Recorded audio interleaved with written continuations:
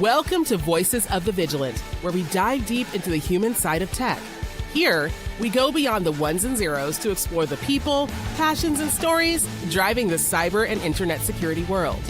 In each episode, we bring together experts, rebels, and innovators from across the tech industry to share their personal journeys, challenges, and victories. And here's your host and rebel in charge at Vigilant Violet, Jess Vachon. Hey, welcome back to Voices of the Vigilant, where we explore the minds of those who stand vigilant on the digital wall. Today, we have a guest whose style is as sharp as his security skills. He has spent 2 decades in the trenches, from securing the happiest place on earth to leading vulnerability management for Fortune 500s. He is a prop builder, a mentor, and a man who literally built his career out of other people's trash. Please welcome Robert Whetstine, better known as the BowTieSecurityGuy. Rob, welcome. Hey, Jess. Awesome. Thank you so much for having me. I'm excited to be here. Excited to have you. I was talking to you just before we went live about the shirt. Tell everyone about the shirt that you have on.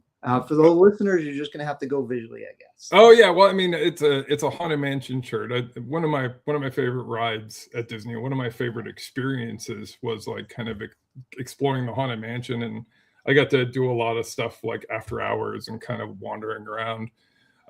So it was really cool, and Haunted Mansion has a special place in my heart. Like I showed you, I've got, a nerdy Haunted Mansion tattoo. I got it when I hit my 15 years at Disney. I wanted to get something that was that would celebrate kind of being there as long as I had. That was my my original plan. But yeah, I love all things kind of Disney. So it was a very interesting kind of career path to even end up there. Nice. Well, we're talking a little bit about style, so let's talk about how you came to be the BowTieSecurityGuy. In our industry, it's really known for hoodies, or the perception of wearing hoodies. So was that a strategic choice to go to bow ties to disarm people when you going near them, or were you going for sartorial elegance? It was kind of, so there's an event at Disney called Dapper Day where everybody dresses up super fancy and goes to the park. So like my wife wears like a ball gown, and like I wore like a full tux. And she made me a bow tie. And I was like, I kind of like the way I look on it. I have severe social anxiety. And what it did was a lot of people commented on it and talked to me, which made me really, really uncomfortable. And I live by the motto of embrace the uncomfortable. So like if I'm not comfortable, that means that's probably a place I should be going. So when I got to work the next day, I wore it to work knowing that I was going to get like messed with like all day. And it was really funny because my friends were like, damn it, I want to make fun of you, but you pull it off and it really pisses me off more than anything. So I started wearing them. My wife started making them for me. I did lots of talks around Disney, and I got known as the BowTieSecurityGuy. When I got laid off, I actually went to a recruiter friend of mine, and I'm like, I'm thinking about going by this moniker. Do you think it's going to cost me jobs? And she's like, not the right jobs, Rob. Like you're not looking for a place that would, if it would cost you the job, it's probably not a place you're going to want to be anyways. And I was like, you know what, that's valid. So yeah, it started as kind of just a fashion thing that my wife did that I thought was kind of cool. And then it blossomed into a way to help my social anxiety and forced me to talk to strangers. And I continued wearing them, and I normally wear them, but my beard's so long, like, you can't even tell if I was. So I don't stress it too much, primarily because they're very hot. Especially in Florida, like it can get very hot. Yeah, I was going to suggest maybe a bow tie in the nice long beard. In the beard. Well, great. Thank you for explaining that to us. And I love it. I mean, BowTieSecurityGuy just rolls off the tongue, and it's such a great way to remember you, and also tie back to your podcast. I want to go back to the beginning. Your bio mentions you started your journey by tinkering with computers you found in the trash. That's a really vivid image. Take us back to that time. What were you looking for in those discarded machines? And what did you learn by bringing them back to life? Yeah, I mean, I was a poor kid, so like affording a computer was not an option. Affording any real technology was not an option. Like to get my first Nintendo was like a year of mowing lawns before I could pay for it. it's not something my parents really could afford. We were lower middle class. We had enough to survive and we had enough food. But that was pretty much it. There wasn't much luxuries. My birthday being so close to Christmas, Christmas birthdays were relatively common. And, it was something you just get used to. But for me, I always loved, especially after the holidays, going dumpster diving and going and grabbing the stuff that people threw away, because I would get my new TV that way. I would get my new computers that way. I learned how to solder. I can't tell you how many TVs I fixed with like a 50-cent capacitor, right? People would throw them away. And back then, they didn't really have a computer or like a geek place you could go to get a computer fixed. Like I would go behind Best Buy or Circuit City and I will pull brand new laptops out of the trash that just needed the memory reseated or just needed that. And then I would sell those. And then I would buy more stuff and then I would sell that. And it became a little side hustle. Now a lot of people do it. But in the 90s, like I was one of the only kids in the trash cans, like kind of pulling stuff out. And I've always had that innate curiosity since I was younger to kind of tear things apart. Like whatever I got, it wouldn't stay that way. It would be modified at some point, whether it was a radio I would take apart just to see how it worked, or just tinkering in general was kind of my modus operandi as a child. Yeah, tinkering is an interesting aspect. And I think 10, 15 years ago, I used to come across people who did more tinkering than I do now. Yeah. I want to qualify that when I'm talking in terms of people new to the industry. Oh, that is a huge problem. Yeah, I look back and I think of everything that I had in front of me as a kid, and like you, I didn't grow up with a lot. I would take apart lawnmowers. The first time I came across a TV, I think my grandfather gave me an old cast-off black and white TV. The first thing I did was take the back off the TV. I don't know why. I guess I wanted to see how it worked inside.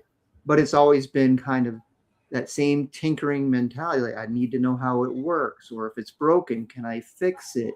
And I just carried that through my life. And when I started getting into computers, it was the same thing. I'd find people's cast-offs, see if I could fix it, connect them together, see how I could make a network. And that's how I started learning. So, but there's so much now with young people, they don't tinker, right? They're used to ChatGPT giving him an answer or figuring it, but they don't understand how it works or what it does. I opened an entry-level role recently, which is really hard to do in general at a Fortune 500 company.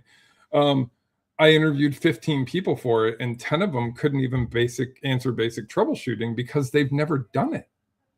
They've never broken a home lab and had to fix it. They've never played. And a lot of the people that I mentor, and anyone listening, if you need a mentor, and you're struggling and you're looking to get into cyber, or you're trying to move into cyber, reach out to me. I will make time for you. Don't be surprised if I send you a video, because I've already answered the question you're asking. But there's so much that I tell people, get back to the basics.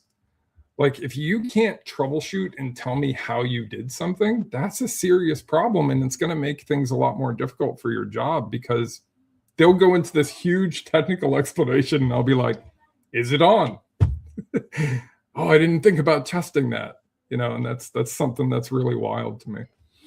Yeah, absolutely. There was a point in time where I had a full data cabinet in my basement with switches and routers and servers and everything else. And I was already out in the industry working, but that's how I was keeping my skills sharp and learning. 100%. There's advantages now. I mean, you don't need to invest in all the hardware. You can go to a all virtual, or you can go virtual, and you can set this stuff up and play around with it and learn.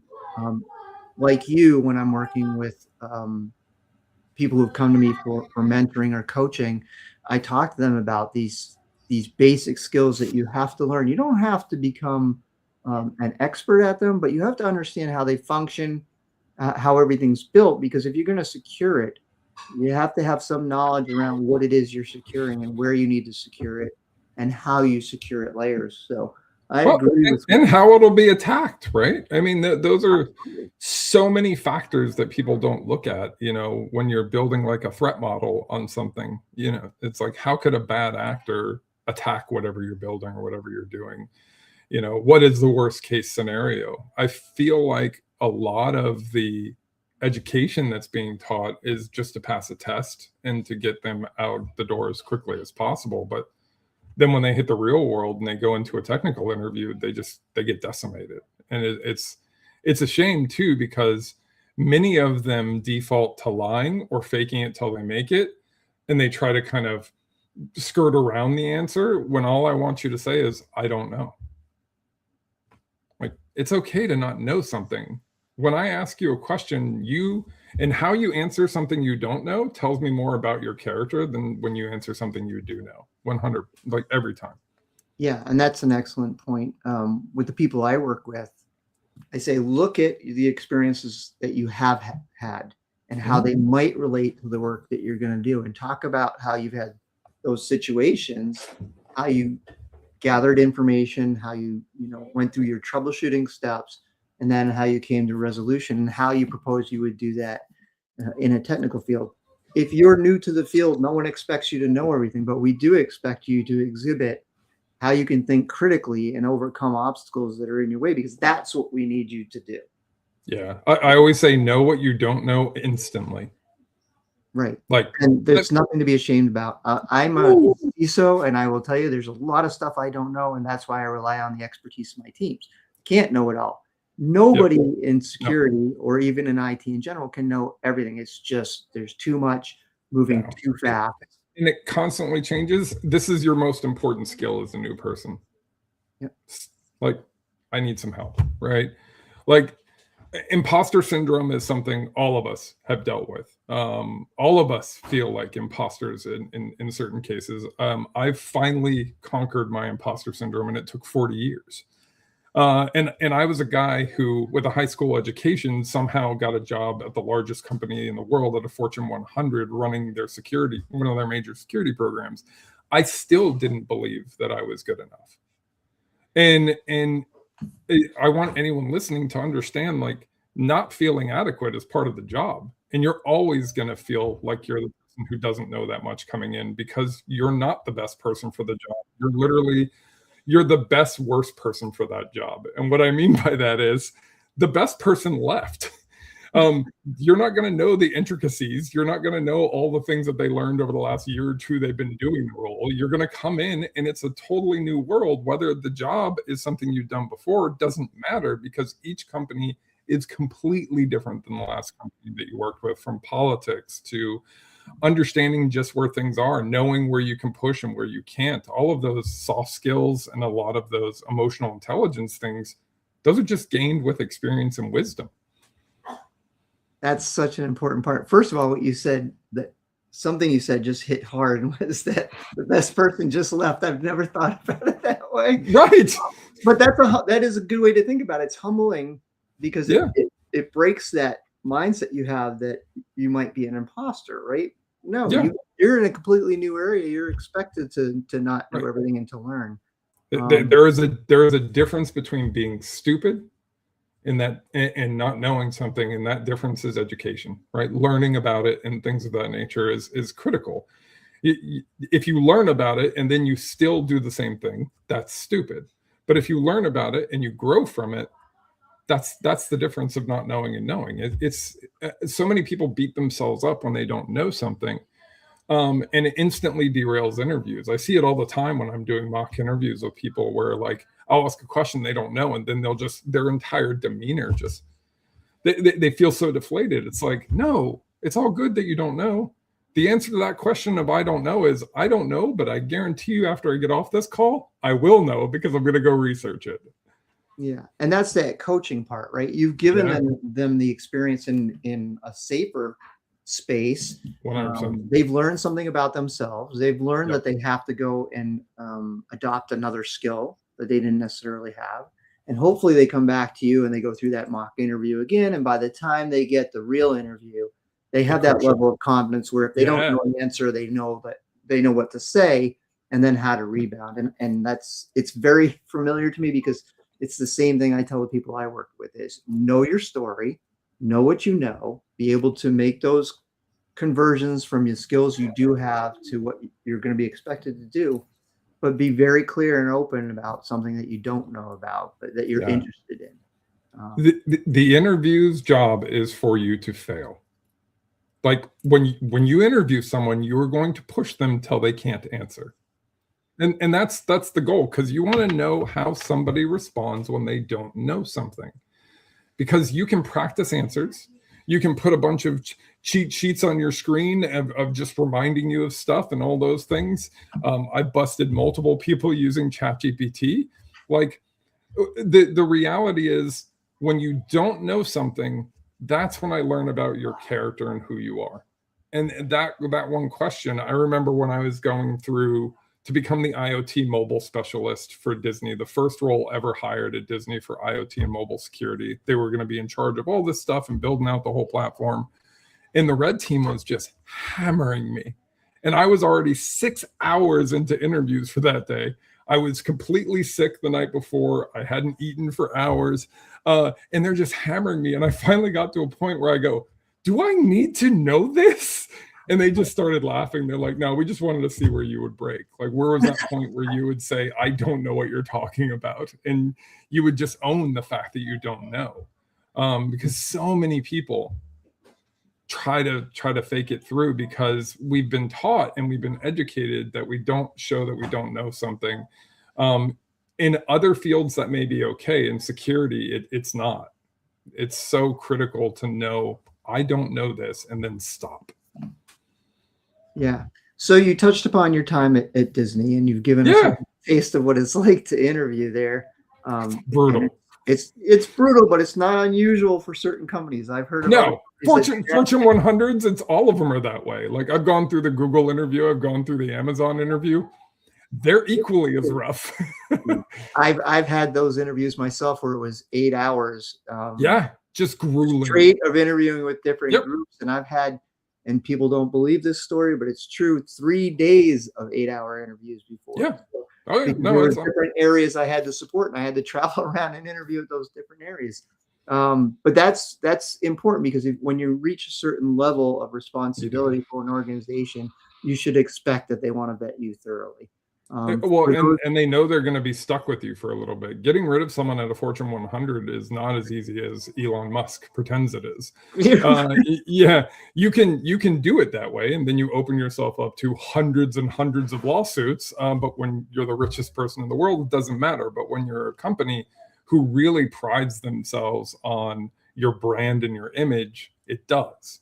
And it's very difficult to get rid of people. Like at Disney, it would take me to basically get rid of someone who wasn't doing their job, would take me about a year of them not doing their job, and me documenting, like having a stack of like this, that I'm like, hey, I've got this entire book of them not meeting requirements in their job. And they'd be like, that's great, give them one more chance. It's like, okay.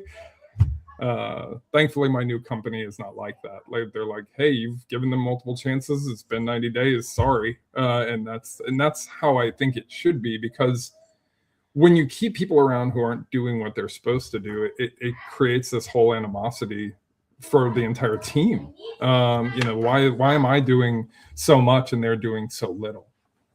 Have you ever found in any of those circumstances that one, you've been able to help that person change so that they can retain their job? And what did you learn about yourself through that process? One of my favorite success stories, and I don't know if she'll be watching this, I had a leader who'd never really been coached or corrected, and she was very assertive. And she was a female, and most male leaders will refuse to coach a female underneath them because they're afraid of, for some asinine reason. And I coached them and explained to them what they were doing, and they had never been given feedback before.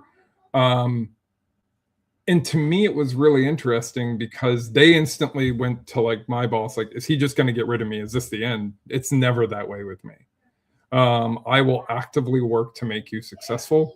I don't want to hire someone else. I don't want to get rid of you. There's no maliciousness to it. This is just, you're not meeting your job requirements that are very detailed out, which as a leader, I have detailed requirements of what success looks like, so you know what it is. I know, crazy, Jess. But they know where they're supposed to be and they're not there. And if I can help them get there, I will. And I've turned multiple people around. But some people just don't want help. They just want to make excuses. Or in some cases, I know people have been working second jobs or third jobs, which is a whole problem onto itself with our industry. And people don't realize it. Like, a lot of these jobs are going to people who already have jobs. They're just working this job as a secondary job and waiting to get fired from that job. And this is their new primary that they care about. There was a situation recently where the FBI investigated somebody with 13 jobs. They were making, 1 million a year as a coder, working for multiple companies remote. And a lot of those people, if you go to the overemployed forum on Reddit, will work 3, 4, 5 jobs, 6 jobs, because there's no stability in our field anymore. People don't feel like they have a concrete place to land. They don't feel like job stability is there, and rightfully so. Companies are not investing in longevity. They're planning for 2 to 3 year exits for every employee. And it's not the right way to think. But yeah, I've definitely turned people around, and I love, that's my favorite, is when people actually want to change. And then we see the change, and we demonstrate the change, and we get them off of the PIP, and we get them off of the write-up. And that's just a footnote. It's no longer defines them. Yeah, there's so many interesting things that you brought forward in that. I asked that question specifically because I learned a lesson at one point in my career with a person who I had on a performance plan that I thought was not going to be able to meet the requirements laid out in the plan. But then I became aware that their success, for them to succeed, I had to really create an environment for them to succeed. So I had to do work on myself. And when I did that work on myself, and when I stood in the right place for them in front of HR and in front of the administration of the company I was working for, and said, this is what we need to change to give them a chance. When I got that permission and was able to do that, that person succeeded tremendously. Yeah. And became one of the strongest people on the team. It was great. So I'm like you, I come to the table not wanting to get rid of someone. I want you to be successful. We've invested in you. I brought you aboard because I think you're a valuable member of the team. Yeah. And I will do everything I can to set you up for success. But to your point, it's you have to decide you want to succeed. If you've made that decision you don't want to succeed, or that you think we're going to push you out the door, then that's on you. And I think that's the mindset of a lot of employees, where you've got to build a lot of trust with your employees to know that you're not doing this maliciously, right? I've even coached people after I've laid them off to help them find their next job, because I don't think they were bad. They just they weren't right for the role, and they were put in that role for the wrong reasons, and they weren't set up for success. And like you said, many times people don't know what success looks like because their leader had never defined that success criteria. I always say that I've learned more from my bad leaders than I have for any good leader, because I've learned what not to do. Yeah, another excellent point, and something I coach on as well is to always take notes of what you like and what you don't like about the people that are leading you, because if you're in the position of leadership down the road, then you know what to do and what not to do. So great advice there. I don't know where I stand on people being overemployed. I think a lot of what you had to say is valid. People don't feel like they're ever secure in any one job, or they may not be given the opportunities to give 100% of themselves at the first job that they're employed at. So they choose to make as much money as they can because they don't know how long their career is going to be. It's a weird mindset for me, and I actually really questioned it when I got laid off. Do I want to do that? I have the potential to do it. I have something called short sleeper syndrome. I don't require sleep. I'm up 20 hours a day, and I have been my entire life. So I could easily work multiple jobs. But could I look myself in the mirror knowing that there are people struggling? My buddy told me when I got laid off, and I talked about how many people I'd mentored, which is like, I probably had conversations with over 400 people now. And he goes, I know this is going to sound messed up, but I feel like you got laid off for a reason. And I feel like it's to help people in this market because there's so many people trying to take advantage of people struggling. It's just nice to have somebody like you who's literally in it just to help people and not trying to like nickel and dime somebody with their program or their resume writing service. Like, I can't tell you how many people reached out and offered help, and then it was help dollar behind it. You know, that was just so vulturistic. And for me, it didn't sit right. So that's why I kept doing it even after I got a job. Like I've only been on LinkedIn for 3 years.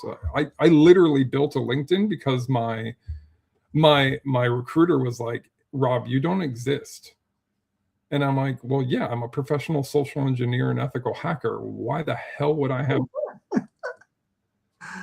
And he goes, I'm telling you right now, Rob, your resume looks too good and no one's going to believe you're real. And when they try to look you up and you literally have no online presence at all, you're not going to get jobs. And I was like, you've got to be kidding me. He's like, no, because of AI resumes, because of nation state actors, Amazon put out a report where they've already stopped 1,700 nation state actors from getting jobs. If you're wondering why you can't get an interview, it's because a nation state actor took your interview spot, right? So that's the problem that we're running into. So I built an online presence very quickly, and I hit LinkedIn way too hard. With my autism and ADHD, I went full autism mode on it. I studied algorithms. I studied and understood how to exploit them, how to get them to start seeing my content. My first post went viral. I hit something like 1 million+ impressions. And then I went from having no presence online to literally having thousands of people connecting with me. And I just kept it rolling, and I grew really, really quickly. And now I continue to do this, and now I'm on a podcast with you. If you asked any of my friends, like, if I would ever have a social media presence, they still find it absolutely hilarious that I'm people take selfies with me and stuff. They're like, you were the most anti-social, social person that I've ever seen. And the fact that you've hit it so hard and you have sponsors and you've continued to grow is just tantamount to you being obsessed about something and just continuing to do it. I love that you completely social engineered LinkedIn and now you basically own it. So, I mean, even if you look at my original post, I used older photos of myself in the original videos that I posted to make it look like I'd been there longer. So the entire impression of my profile is that I've been there for years, but it's only about 3 years old. Yeah, I think LinkedIn is so big now, and our industry is so big now that you can actually be a professional at social engineering and that sort of work and still be on LinkedIn. Now, how much information you put in there and how accurate is a completely different story. Agreed. But it's so critical. Anybody listening, if you're not investing time in LinkedIn, you will not find a job unless you know somebody who knows someone. And I had so many people, because I had sent out, when I got laid off, I sent out 2,900 messages. Anybody who responded got a personal video message from me, just telling them about who I was, my career, and kind of what opportunities I was looking for. And I created a bunch of brand advocates that would look out for me. They would be like, hey, Rob, there's an opportunity at Amazon. I'd love you to apply. Hey, I'd love you to apply here. I got to interview at jobs I had no business interviewing at. VP jobs and CISO roles. I'm just one of the guys who was running the company, a very large restaurant company, was like, Rob, I'm not going to lie to you. I think you could crush this job. But if I hired a guy who was previously a manager, functional director at Disney as my CISO for this brand, with no education, with a high school education and barely any certificates, I'm going to be laughed out of. I would be laughed out of my job. So I don't know even how you got this interview, but man, I wish I could hire you, but I can't because I have to hire a sure thing. I have to hire somebody who has the pedigree. That way, if something goes wrong, and I was like, look, I appreciate the honesty, and I totally get it. But that was far from the first time I heard that, because I applied for jobs I had no business applying for, because for me, you want me in a job I know nothing, because I'm going to get obsessed. If you hire me for a job I know, I'm going to do it well, but I'm not going to have that same fire, that passion to be the knowledge expert, because I don't need to. But like, I applied for a role at another large company, and it was like their engagement person with hackers. Like, they got to work with hackers and kind of talk them through stuff and kind of de-escalate them. And I was like, what a cool job. Like, that sounds awesome. I'll de-escalate some hackers. Let's do this. So I applied for it, and they were like, I would literally give you any job, Rob, but my career is on the line. Like, I can't hire you for this because you have no experience in it. And I said, but I'll be better than anyone you hire in 6 months. And I said, and if I'm not, you can fire me. And they go, God, I really want to. But again, like, you know, a lot of times the interview process comes down to a few seconds.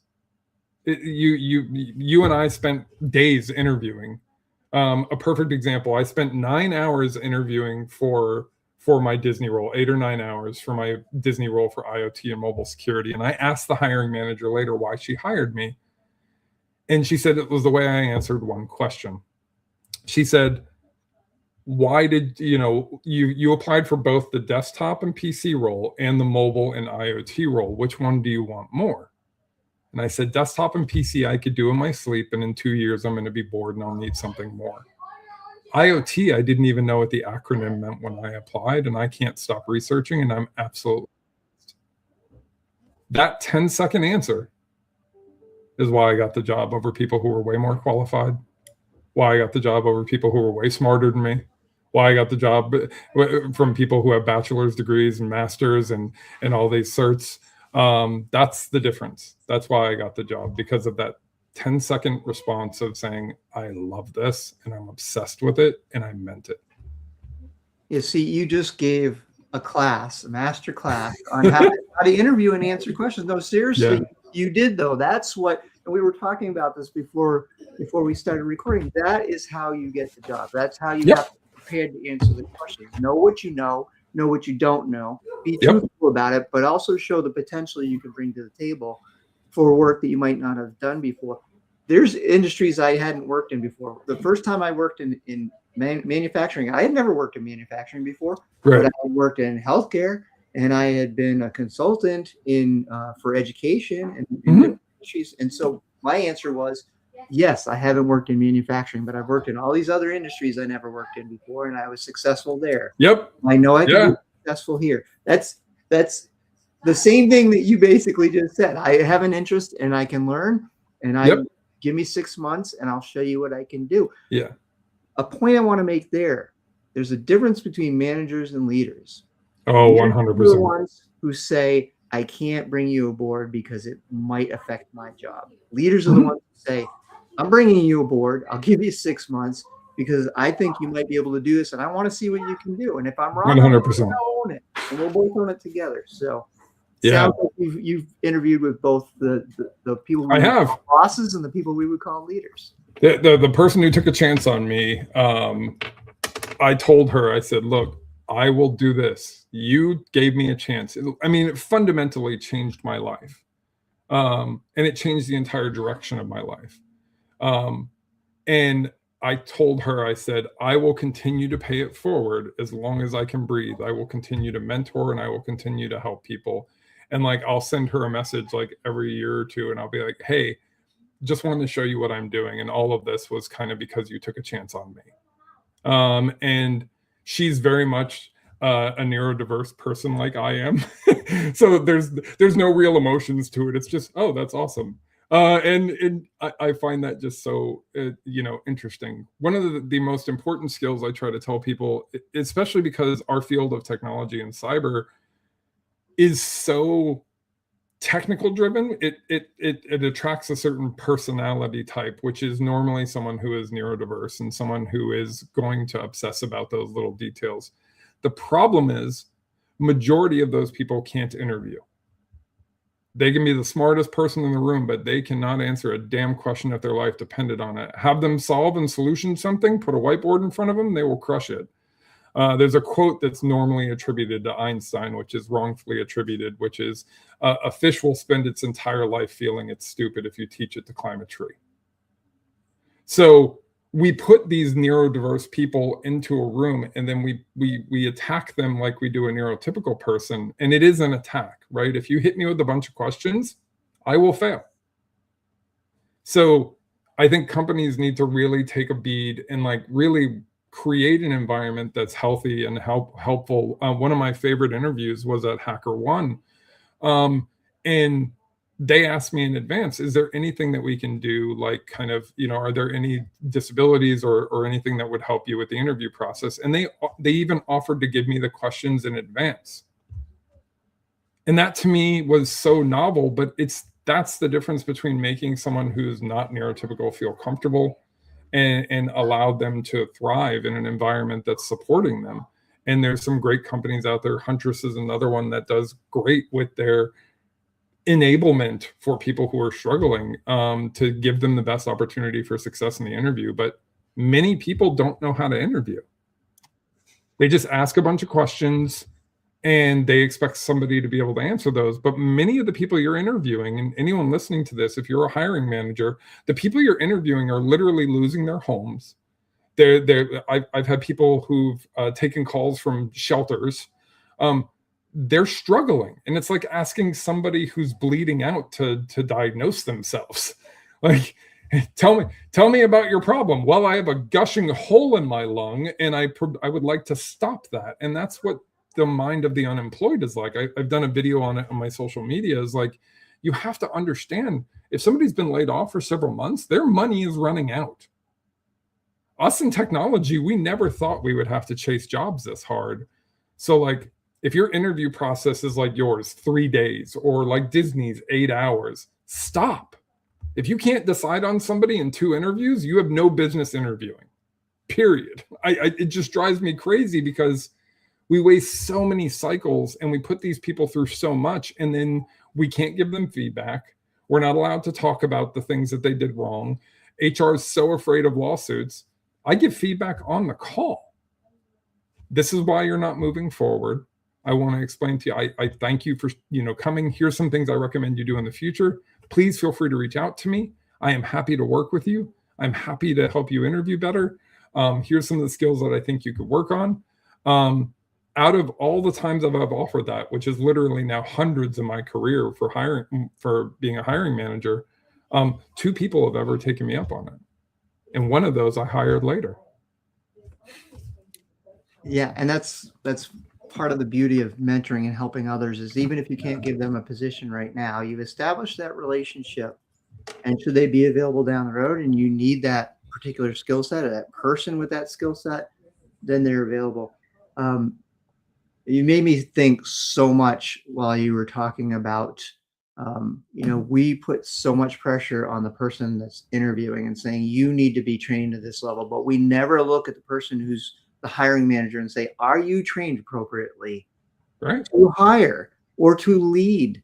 I will just speak about the United States right now, because that's where I live and what I know. In the United States, there's this mentality that we shouldn't have any feelings. We shouldn't be concerned about the person we're interviewing and or our teams that we have, that it's all about the business. That's not true. There's a reason that research has shown that we need to know about the difference between neurotypical and neurodivergent. And why schools teach in multiple different ways so that students can learn, because we don't all come off an assembly line exactly alike. We're all different. That's not weaknesses that we're talking about. Everyone, that diversity is a power. That person who's neurodivergent, who wants to obsess about something, might end up being one of your best engineers that you have on your team, because they want to know everything there is to know about the particular function, area of expertise. And I'll tell you what, if you let them do their work and you support them doing their work, they are going to be the best person you've ever had working on your team. 100%. Ask me how I know this. I'll tell you, because I've worked with tons of people that tell me that they're neurodivergent, and I've brought them from job to job to job with me because they are excellent. They 100%. And they can do anything but interview. That's the least important skill in their career. It is interviewing. Yeah. But a lot of the judgment that we pass on people during interviewing now is very much superficial, right? I'm very good at pretending to be an extrovert. I'm very good at expressing myself because I've literally spent a decade working on these skills because I knew it was going to be the differentiator between me getting a job and somebody more qualified. I've always looked at myself as the underdog, even now, having Fortune 100, Fortune 500 experience, being an executive at a Fortune 500 company, something less than 5% of the population does. I still look at myself as an underdog. So you've got to have that kind of fight mentality in you, but you've got to also work on your weaknesses, and you have to accept your weaknesses. And I've had mentees that are just like, well, I'm not going to adapt. And I'm like, that's cool. You're just not going to find work. Like, I get it. Start your own company because that's going to be your only option. That's the Zuckerbergs, right? Mark was not somebody you would hire because Mark's very odd, and he talks. And when he was a kid, he was probably very difficult to work with and very difficult. But Steve Jobs learned very early on, if you try to make people leaders who have been career leaders, you're going to have failure because they don't understand what the job is. They don't understand the nuances. They don't get it. And when you promote people who've never wanted to be leaders into a leadership role, those are your best leaders because they're going to do it because it's the right thing to do. And I was hiring for a leadership role recently, and it was about a year or so now. And the answer that they gave on the interview, I asked why they wanted the leadership role. And they said, I don't. But we deserve consistency. We deserve a leader who cares. And I believe I can bring that. And I was like, damn. Like, I was floored. I was like, well, okay. Like, I have no choice but to hire you because that was the best answer I've ever heard. Because it came with compassion, it came with honesty. I hire servant leaders. If you have an ego, or if you think you're the reason your team is successful, you're highly mistaken. I enable my team for success. I support them. I have conversations with them. I talk them through their struggles, both personal and professionally, because that personal side, I think a lot of leaders miss out on because they don't spend the time. And then when their top performer starts not behaving, they're just like, oh, we're going to write them up. My first conversation is everything okay? I don't give a damn about the job. You're a human, and I care about you and your success. And if you hate your job or you don't want to be here, like, my job is to make you successful. Like, tell me what's wrong, and I'm happy to talk you through it.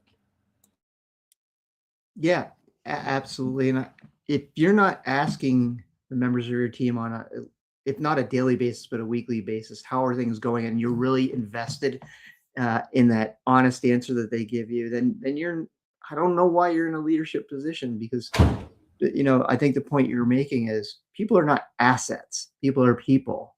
We're all here working because that's part of what we do. It's our need to feel fulfilled is to contribute and to gather and to build great things. But that person has a life outside of work, and that is important to them, and it should be important to you, because every decision you make as a leader affects that person. It affects their family. It affects their life, and it may affect generations to come. And I'm not exaggerating. That's not hyperbole. No, it's not. There was a time where I was on the local school board, and I would talk to the teachers, and I said, it's important for you to hear me say this. When you struggle in your classroom and you wonder if you're making a difference, you are making a difference. Even if you hit 10% of the students in your class and you make it a difference with those 10%, they will go out and they will probably have a family at some point, and they will have kids. And what they learn from you is going to influence how they raise their kids. And that influence is going to go to their kids. So you influence generations. You make a difference. Yeah. For anyone listening to this, who's any sort of leader, you have to be thinking about the impact you're having 100%. outside of the organization you're supporting. These are real people with real lives that we affect. They trust us to lead them and to take care of them, and we owe them that. It's Yeah. more than just at the end of the day, did you accomplish the goals for the organization? It has to be win-win for everybody involved in the goal. Yeah, and I think that's so critical. Is we get so hyper focused on the goals and things that we lose sight of the people. And if you just support the people, the goals are easy. Like I've never had, my boss recently asked me, because we're going through some changes. She's like, what do you want to do? And I said, like, honestly, give me your worst performing team that nobody wants to work with, and I'll prove to you it's not the team, it's the leader. Like I said, that's what I love, right? Because when I joined the team I have now, one of my employees was like, hey, I'm going on vacation. Don't worry, I'll have my laptop, I'll have my phone with me. And I was like, whoa, whoa, whoa, whoa, whoa, whoa, whoa, what? And they're like, yeah, I'll have my laptop and phone. And I was like, no, you won't. Like, you're leaving, you're on vacation. We don't have on call for your vacation. Like, go enjoy yourself. Well, what if you need me? Then that's my failure, because I have not properly staffed, or I have not properly educated myself to do your job in your absence. And I think it was something that took a lot of people, time to adjust to. I had another person who joined my team who hadn't taken a vacation in 2 years. And I said, hey, you've got, almost 2 months of banked vacation time. I'll see you in 2 months. And they're like, what, am I fired? And I was like, no, you need a vacation. You're burned out and you don't realize it. You stepped over your 100% months ago. Your 100% is dead. It's been dead for like a year. You think you're giving 100, but you're not, because you physically cannot work this much and never take a break. And they were very reluctant, because work is life. A lot of men and women too, their identity is their job. Their identity is their career. And that is a toxic way to think. So that person called me 2 weeks into their vacation, and they're like, I had no idea I was so stressed. I had no idea that I was carrying so much weight. I had no idea that it was this bad. And I was like, yeah, if you don't stop swimming, you never realize that you're drowning. Like, period, right? Like, if you don't stop swimming for a moment, you don't realize that you're drowning. But the reality is you are. And so many people, myself included, I don't do it anymore, but man, did I. I left a job at Disney. I got hired into an operation role. I was running like 9 or so security teams and application teams and operation teams. And I had a bunch of different vendors that were reporting to me, 40 or 50 plus people. And it was absolute craziness every single day. And when I left that role, we met with the recruiter and they explained what Rob did. And she looks at him and goes, okay, so you want a unicorn. You want somebody who can do all the technical, who can lead major incident bridges, who can vendor manage, project manage, and do all this? You don't need one person, you need 3. And that's when I realized I had made a fatal flaw. My underdog imposter syndrome had driven me to accept everything and to sacrifice everything for my job. I was on bridge calls while my wife was in labor, because my boss was like, I need you on this call because nobody else can do what you do. And I'm like, I did this to myself. So many people blame their leaders for their overwork. No one can make you overwork. Like, you can fear your job and they can try to fire you because you're not working 60, 70 hours a week. And I know many leaders who think that that's not if your salary, your job is just to be there always. I don't. I pay you for 40, 45 hours. And if I'm consistently working you over that, I'm failing you as a leader, period.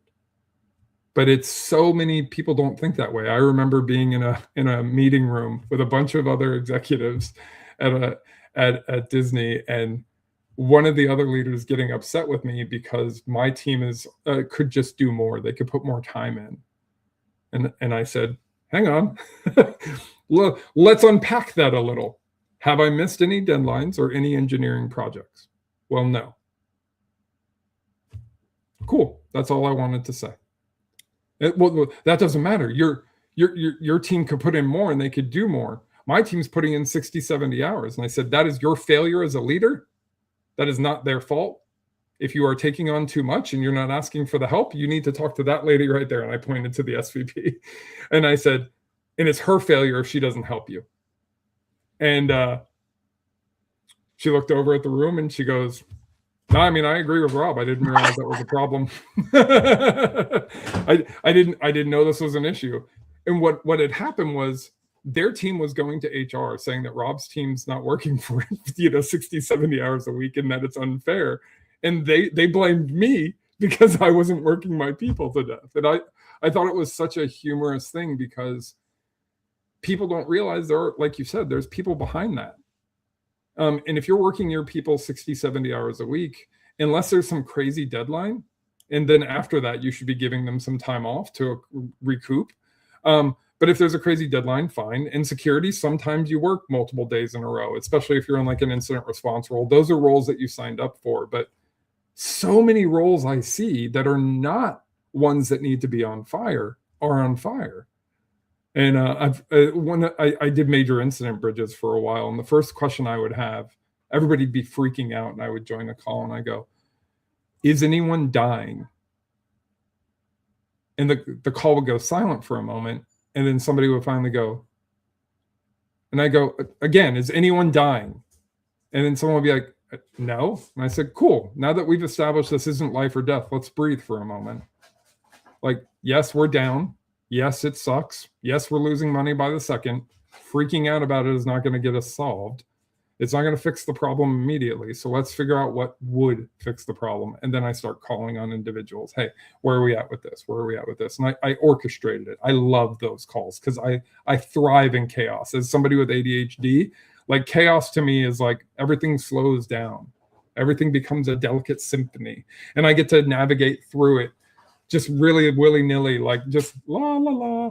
And it's lovely for me. While others are panicking because the room's on fire, I'm there going, everything's good. Let's talk through this. And I'm able to get to the problem much quicker. But that mentality of always on fire when something is broken is what's very toxic. And that's what this entire field of cybersecurity fosters. We reward arsonists and we don't reward firefighters who are, doing the battle. Like if you're the one who created the problem, that's all good. Congratulations, you got that product over the finish line quickly and you're the best. But the people who then have to put out the fire because you put your code into production without scanning it or doing the appropriate things to protect it, and now we've been compromised, they're forgotten about. They've now had to do a 22-hour workday to fix your breach. But nobody cares about them because you got that product over the finish line, right? And we lose so much sight of that. And it's very fascinating to me. So much there. This has been amazing. I didn't even get to any of the questions I had, but I didn't have to because you covered so many of the things that I think are important that tie right into the core of why I started Vigilant Violet and why I started this podcast, Voices of the Vigilant, because these things need to be heard. And I want the people who are the rebels out there to have their voices heard so that we can create change, not just in information security, but in industry as a whole. And in the US, we need to start changing the tone. It wasn't always like this. For people who are newer to working careers, if you're in your 20s or 30s, it was not always like this. There was a time when companies took care of their employees and employees in return gave everything they could to the companies, not in excess, but in equal value and equal measure. So everything you had to say today was great. Really appreciate it. Before we close up, where can people find you, and what are you going to be up to in, say, the next 6 months? Yeah, so BowTieSecurityGuy.com will take you to my podcast, and then just search #BowTieSecurityGuy. You can find my LinkedIn, or you can find me on YouTube under BowTieSecurityGuy. I share a ton of videos there. I also share content on Instagram and Facebook, if that's where you follow. My next talk is going to be at the Zero Trust event for ThreatLocker. So I'll be doing a talk on building an effective anti-phishing program and building all that out and kind of talking about kind of what I did and what's effective and what's not. But yeah, and please, the podcast is for anyone. It's just talking about professionals so you can learn about the jobs and learn about the sacrifice and kind of understand what you're getting into. The schools create a very false perception of what the cyber market is. When they say that there are millions of jobs in cyber, they forget a very important thing, which is those jobs are not funded. They send out a survey every single year and they ask companies such as mine and such as yours, Jess, they say, do you have the right amount of people for your job, or basically, could you use more people to do what you do? And the answer is always, yes, I could use at least 3 more headcount to get this done or to do this. And then they go back and the colleges say, this is a shortage in cyber and we don't have enough people. But the reality is it's a shortage in jobs that don't have funding. So they're never going to actually come to fruition. So a lot of what I do on my channel and my content is educating those who are coming up, those who are looking to get into cyber about what the reality is. Your social skills and your networking is what's going to find you a job, period. You're not going to find an opportunity for an entry-level job without that. You're not going to just cold apply for an entry-level job at Jess or Mai's company, and then we're going to magically interview you. A great example, a buddy of mine works for a major startup. They opened up an entry-level role. In 24 hours, they got 2,100 applications. They interviewed 10 or 15 people. Another company, another major player in the cyber field, they opened up an internship. 1,700 applications in the first 24 hours, 3,000 in the first 72. You know who gets interviews? People they know, people their friends know, and people who are referrals. And it sucks, right? It's not fair because it's putting a social stigma on you and it's putting more work on you as an individual to work on your soft skills. But that's going to be the difference between getting a job and not getting a job, is simply who you know. And we're going back to the time in the 90s where it's not what you know, it's who you know. And it's unfortunate, but AI has not perpetuated the issue. AI has just put a spotlight on the issue that's always been there. Perfect way to end it. Thank you so much. To our listeners, thank you as always for joining us today. Until next time, bye. Thank you for listening to this episode of Voices of the Vigilant. If you liked what you heard today, please subscribe and leave a review in your favorite podcast app. For a copy of the transcript, to follow Jess, to apply as a guest of the show, or to learn more about services from Vigilant Violet, please visit VigilantViolet.com. Until next time, stay vigilant.